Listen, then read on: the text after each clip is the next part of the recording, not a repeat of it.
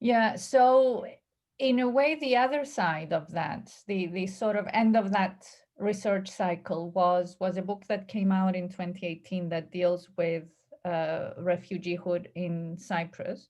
And the main point is to show how the concept itself has structured the way in which society kind of works. And what I'm trying to show is that there are different ideas about what constitutes a refugee in Cyprus, in the north and in the south.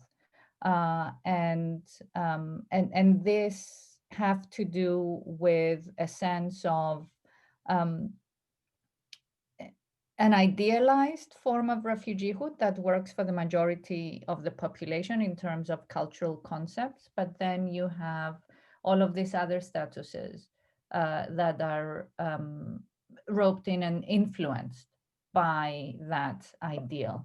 And most of those statuses do not actually conform to this one primary sense that people have in their heads, which is um, the sense of um, a victimized Greek Cypriot refugee that was displaced in 1974, and so on and so forth. So what that leaves out are a series of other populations that were displaced at different points in the history of the conflict. So minorities, smaller minority groups, and then of course Turkish Cypriots, but also what I haven't, and those are things that I kind of touched upon in that very early work that you're talking about. But what I've then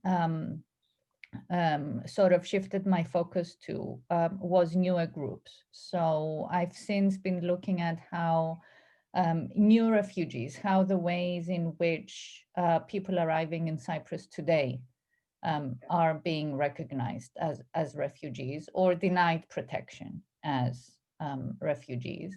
And how that, even though legally that is a completely separate kind of domain in law, because local displaced come under the definition of internal displacement. So nothing to do with refugee convention, international laws, and so on and so forth.